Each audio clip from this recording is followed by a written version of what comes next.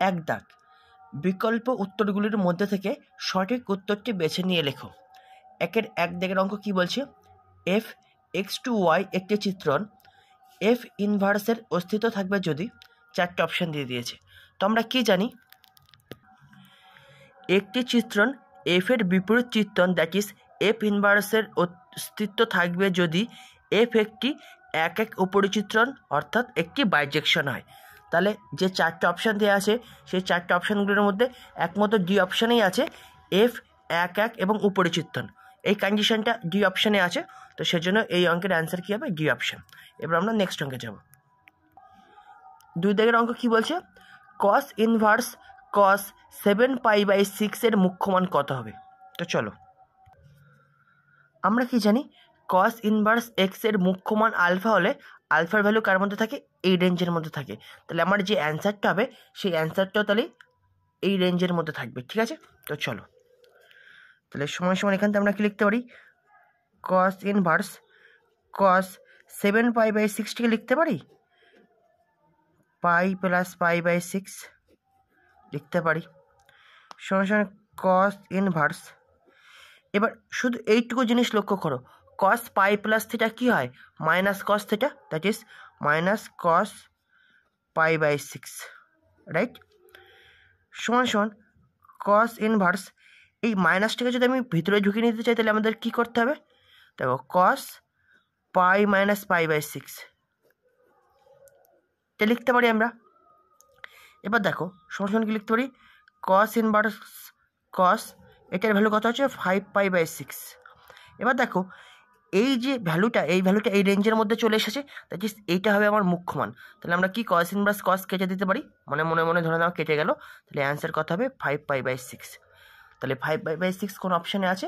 B অপশানে, that is B হবে এই অঙ্কের অ্যান্সার, বি অপশানটা। ঠিক আছে, 3 দাগের অঙ্ক কি বলছে? যদি এ সমান একটা ম্যাট্রিক্স বলে দিয়েছে তবে এ মাইনাস এ ট্রান্সপোজ হলো 4 রকমের ম্যাট্রিক্স বলে দিয়েছে, এই 4 রকমের ম্যাট্রিক্সের মধ্যে কোন রকমের ম্যাট্রিক্সটা হবে সেটা আমাকে বার করতে হবে। তো চলো, তাহলে এ ম্যাট্রিক্স আমাকে এটা বলে দিয়েছে, আমাকে বার করতে হবে এ মাইনাস এ ট্রান্সপোজ ম্যাট্রিক্স। তাহলে প্রথমে আমরা এ ট্রান্সপোজ ম্যাট্রিক্সটা বার করে নিই। তাহলে এ ট্রান্সপোজ ম্যাট্রিক্সটা কী হবে? এর প্রথম সারি হয়ে যাবে প্রথম স্তম্ভ, দ্যাট ইজ 3 - 4, দ্বিতীয় সারি হয়ে যাবে দ্বিতীয় স্তম্ভ 1 - 1 সমান সমান। এবার এ মাইনাস এ ট্রান্সপোজ ম্যাট্রিক্সটা আমরা বার করব। তো দেখো আমাকে এই এ মাইনাস এ ট্রান্সপোজ এই ম্যাট্রিক্সটা কী ধরনের ম্যাট্রিক্স হবে সেটা আমাকে বার করতে হবে। তো তোমাদের বোঝার সুবিধার্থে আমি মনে করছি A minus A transpose is equal to B matrix. এটা তোমাদের জাস্ট বোঝার সুবিধার্থে আমি বলছি, এই টোটালটা মিলে একটা ম্যাট্রিক্স হবে। তো এই এ মাইনাস এ ট্রান্সপোজ ম্যাট্রিক্সটাকে আমি বি ম্যাট্রিক্স ধরছি। ঠিক আছে, তাহলে সমান সমান কত পাবো? 3 1 - 4 - 1 মাইনাস 3 - 4 1 - 1। তাহলে এটাকে যদি আমরা বিয়োগ করি তাহলে কী পাবো? করেসপন্ডিং পদের বিয়োগ হবে 3 - 3 তার মানে 0, -4 - 1 that is -5, 1 minus of -4 that is 1, minus মাইনাসে +4 দ্যাট ইজ +5 দেবে এটা, আর -1 আর মাইনাস মাইনাসে +1 তাহলে -1 + 1 কত দেবে? 0। দ্যাট ইজ এই দুটো ম্যাট্রিক্স বিয়োগ করলে আমরা এইটা পাচ্ছি। দ্যাট ইজ আমি বলতে পারি বা B matrix is equal to, বা A minus A transpose matrix, এটাকে তো আমি সংক্ষেপে বি ধরেছি, ইজ ইকুয়াল টু 0 - 5 5 0। ঠিক আছে, এখন যদি আমি এই বি ম্যাট্রিক্সটা that is A minus A transpose যে ম্যাট্রিক্সটা আমরা পেলাম সেটাকে আমি সংক্ষেপে বি ধরেছি, বি ম্যাট্রিক্স সমান এটা পাচ্ছি। এখন এই ম্যাট্রিক্সটা যদি ট্রান্সপোজ ম্যাট্রিক্স বার করি দ্যাট ইজ বি ট্রান্সপোজ সমান কি লিখতে পারি? প্রথম সারি প্রথম স্তম্ভ হয়ে যাবে, দ্বিতীয় সারি দ্বিতীয় স্তম্ভ হয়ে যাবে। তাহলে এখান থেকে আমি দেখো কি, যদি আমি মাইনাস কমন নিই তাহলে কি হয়ে যাবে? 0 - 5 5 0। তাহলে সমান সমান আমি কি লিখতে পারি? এই ম্যাট্রিক্সটা মানে কি? B matrix. তাহলে এটা সমান সমান আমি বি লিখতে পারি। তাহলে B transpose is equal to minus B matrix পাচ্ছি। দ্যাট ইজ আমরা কি জানি, যদি বোঝার সুবিধাতে বলছি, যে কোনো একটা ম্যাট্রিক্স মনে করে তার ট্রান্সপোজ ইজ ইকুয়াল টু যদি -a হয় তাহলে তখন আমরা বলতে পারি কি এ হচ্ছে বি প্রতিসম ম্যাট্রিক্স, রাইট? তো এখানে দেখো B matrix that is A minus A transpose যে ভ্যালুটা যে ম্যাট্রিক্সটা পাচ্ছি তার transpose is equal to minus of সেই ম্যাট্রিক্স। সংক্ষেপে সেজন্য আমি প্রথমে এটাকে বি ধরেছিলাম তোমাদের বোঝার সুবিধার্থে। তাহলে বি ট্রান্সপোজ সমান সমান মাইনাস বি হচ্ছে, দ্যাট ইজ বি ম্যাট্রিক্সটাকে আমরা কি বলতে পারি এই ফর্মুলা অনুযায়ী একটি বি প্রতিসম ম্যাট্রিক্স। আর বি মানে কি A minus A transpose, that is A minus A transpose একটা কি ম্যাট্রিক্স বি প্রতিসম matrix, that is option B হবে এই অঙ্কের অ্যান্সার। ঠিক আছে, 4 দাগের অঙ্ক কি বলছে, y equal to sine inverse x plus sine inverse under root 1 minus x square হলে ডিওয়াই ডিএক্স সমান কত হবে সেটা আমাকে বার করতে হবে। তো চলো তাহলে এক্ষেত্রে আমি পুট করছি, put x equal to cos theta. Okay, তাহলে বা y is equal to sine inverse cos theta plus sine inverse under root 1 minus cos square theta, বা y is equal to sine inverse, এবার দেখো cos theta থেকে লিখতে পারি sine pi by 2 minus theta লিখতে পারি, plus sine inverse under root 1 minus cos square theta মানে কী দেবে শুধু সাইন থিটা, তাহলে এটা সাইন থিটা। তাহলে বা ওয়াই সমান সাইন ইনভার্স আর সাইন কেটে যাচ্ছে, তাহলে কী পড়ে থাকছে পাই বাই 2 মাইনাস থিটা, আর এখান থেকে সাইন ইনভার্স সাইন কাটছে তাহলে প্লাস থিটা। তাহলে বা এখান থেকে আমি কি লিখতে পারি y is equal to pi by 2, তাহলে উভয় দিকে এবার এক্সের সাপেক্ষে অবকলন করো, তাহলে d d x of y is equal to d x of pi by 2, বা এটাকে আমি লিখতে পারি কি d y d x is equal to, আর ধ্রুবক পদের অবকলন অলওয়েজ কী হয় 0, দ্যাট ইজ ডিওয়াই ডি এক্সের ভ্যালু কত হবে 0। তাহলে কোন অপশানে আছে এটা, অপশান নম্বর হচ্ছে তোমার এটা সি অপশানে, দ্যাট ইজ অপশান সি হবে এই অঙ্কের অ্যান্সার। 5 দাগের অঙ্ক কী বলছে, integration minus a to a x into under root a square minus x square d x সমান কত। তো চলো অঙ্কটা করা যাক। 5 দেখ, তো প্রথমে আমরা কি দেখো প্রথমে অনির্দিষ্ট সমকল করব, দ্যাট ইজ লিমিট ছাড়া প্রথমে আমরা সমকলন করে নেবো, লাস্টে লিমিট বসিয়ে ভ্যালু বার করে নেবো। ঠিক আছে, তো চলো এক্ষেত্রে আমরা পুট করছি, put under root a square minus x square is equal to z. ঠিক আছে, তাহলে উভয় দিকে বর্গ করে দাও, তাহলে বর্গ করলে কী পাবো a square minus x square equal to z square. তাহলে এবার উভয় দিকে অবকলন দাও, তাহলে d of a square minus x square is equal to d of z square. তাহলে এখানে আমরা কী ভ্যালু পাবো, ধ্রুবক পদের অবকলন 0 মাইনাস এক্স স্কোয়ারের অবকলন কত হবে 2x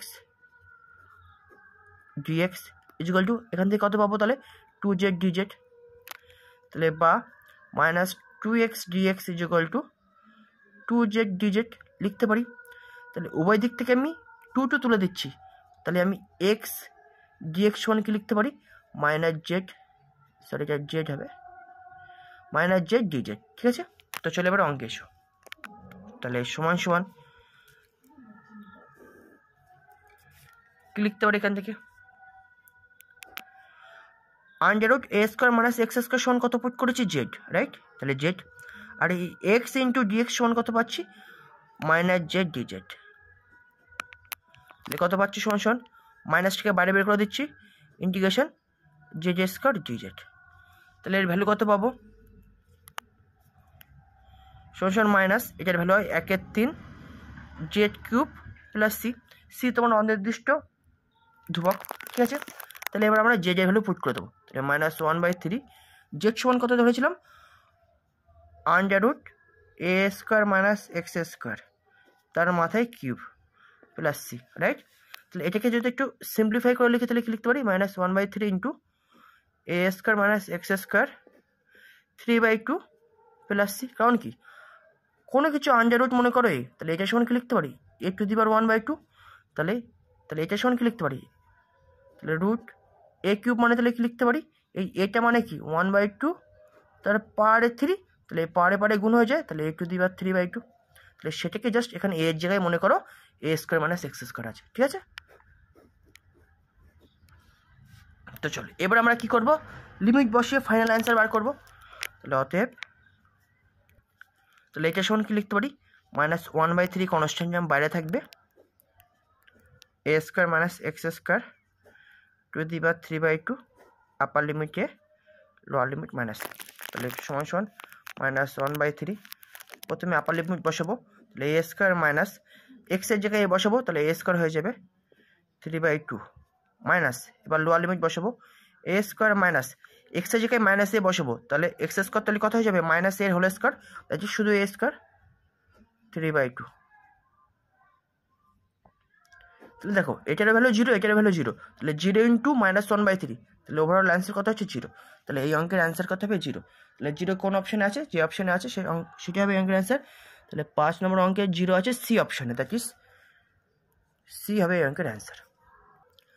6 দিকের অঙ্ক কী বলছে, 2y = x² অধিবৃত্তের 2,2 বিন্দুতে অবিলম্বের প্রবণতা কত আমাকে বার করতে হবে। তো চলো, তো আমরা কী জানি y = fx বক্রের যদি আমাকে x1, y1 বিন্দুতে অবিলম্বের নতি বা প্রবণতা বার করতে বলে, তাহলে সেটা কি হয় -dx dy at x1, y1। তাহলে আমাকে এই বক্রটা দিয়েছে, এই বক্রের 2,2 বিন্দুতে আমাকে অবিলম্বের নতি বা প্রবণতা বার করতে হবে। তাহলে ফার্স্ট অফ অল আমাকে এই বক্র থেকে কি বার করতে হবে, dx dy। তো চলো, তাহলে প্রথমে এটাকে আমি এক্সের সাপেক্ষে অবকলন করছি, ঠিক আছে। তাহলে এক্সের সাপেক্ষে অবকলন করলে কী পাবো, 2 কনস্ট্যান্ট টার্ম বাইরে থাকবে, ddx of y = ddx of x²। যেহেতু 1 নম্বর অঙ্ক সেই জন্য আমি ডিটেলসটা লিখছি না, জাস্ট মুখে বলে দিচ্ছি। তাহলে বা 2 × dy dx = এখান থেকে আমি কি লিখতে পারি 2x। তাহলে বা dy dx সমান কি লিখতে পারো, ওই দিক থেকে 2 তুলে দাও, তাহলে x। তাহলে আমার দরকার কি -dx dy, রাইট। তাহলে এখান থেকে আমি কী লিখতে পারি, উল্টে দেবো এটাকে, তাহলে dx dy সমান কি লিখতে পারি 1/x, রাইট। তো চলো এবার 2,2 বিন্দুতে এবার প্রবণতাটা আমরা বার করে নেবো অবিলম্বের। তো চলো, তাহলে 2,2 বিন্দুতে নির্ণয় অবিলম্বের প্রবণতা সমান করতে হবে -dx dy at 2,2, রাইট। তাহলে সমান মাইনাস যেমন ছিল মাইনাস থাকলো, dx dy at 2,2তে কী হবে, জাস্ট এক্সের জায়গায় 2 বসিয়ে দেবো, তাহলে 1/2, দ্যাট ইজ -1/2 হবে এই অঙ্কের অ্যান্সার। তাহলে -1/2 কোন অপশানে আছে, 6 দাগের অঙ্কে option number A, that is option A হবে এই অঙ্কের অ্যান্সার। 7 দাগের অঙ্ক কী বলছে, যদি a vector = i cap + 3j cap - k cap এবং b vector = 2i cap + 6j cap + lambda k cap সমান্তরাল হয়, তবে ল্যামডার মান কত হবে। তো চলো, আমরা কি জানি, মনে করো a ভেক্টর সমান a1 i cap + a2 j cap + a3 k cap এবং b ভেক্টর সমান b1 i cap + b2 j cap + b3 k cap। এই দুটো ভেক্টর সমান্তরাল। তাহলে আমরা এখান থেকে কি লিখতে পারি, a1/b1 = a2/b2 = a3/b3। তাহলে এবার কোশ্চেনে আমার এ ভেক্টর সমান এটা দিয়েছে আর বি ভেক্টর সমান এটা দিয়েছে। তাহলে এখন আমরা এই দুটো ভেক্টরের সাথে এই দুটোকে কম্পেয়ার করে আমরা কি লিখতে পারি, যেহেতু কোশ্চেনে বলে দিয়েছে এ ভেক্টর আর বি ভেক্টর সমান্তরাল, তাহলে এখান থেকে আমি লিখতে পারি কি 1/2 অতএব = 3/6 = -1/λ, রাইট। তাহলে এখান থেকে লিখতে পারি অতএব -1/λ = 1/2। তার এখান থেকে কী বলতে পারি, ল্যামডা = কত হবে -2। এবার -2 কোন অপশানে আছে, দ্যাট ইজ অপশান ডি হবে এই অঙ্কের অ্যান্সার, ঠিক আছে। এবার আমরা নেক্সট অঙ্কে যাব। 8 দিকের অঙ্ক কী বলছে, x - 2/-3 = y + 1/1 = z - 3/-2 সরলরেখা এবং x + y + z = 5 সমতলের মধ্যবর্তী কোনটা হবে এই 4টে অপশনের মধ্যে। তো চলো বের করে দেওয়া যাক। তাহলে এই যে প্রদত্ত সরলরেখাটা আছে, এই সরলরেখার দিক অনুপাতগুলো কী হবে, -3 1 -2। আর এই যে সমতলটা আছে, এই সমতলের অবিলম্বের দিক অনুপাতগুলো কী হবে, এক্সের সহগ, ওয়াইয়ের সহগ আর জেডের সহগ। তো চলো সেটা আমরা লিখে নেব। অ্যান্ড প্রদত্ত সমতলের অবিলম্বের দিক অনুপাতগুলি হয়, তাহলে এক্সের সহগ কত আছে 1, ওয়াইয়ের সহগ কত আছে 1 আর জেডের সহগ কত আছে 1, ঠিক আছে। এবার আমাদের যে জিনিসটা দরকার এই সরলরেখা আর প্লেনের মধ্যবর্তী কোণ বার করার জন্য, সেই জিনিসগুলো আমরা পেয়ে গেছি। দরকার ছিল আমার এই সরলরেখাটার দিক অনুপাত আর এই সমতলের অবিলম্বের দিক অনুপাতগুলো। তো চলো, অতএব এদের মধ্যবর্তী কোণ থিটা হলে সাইন থিটার সমান আমরা এই ফর্মুলা অনুযায়ী এই দুটোর মধ্যবর্তী কোণ বার করে দেবো। তাহলে সাইন থিটার ফর্মুলা কী আছে, এল + bm + cn / √a² + b² + c² * √l² + m² + n²।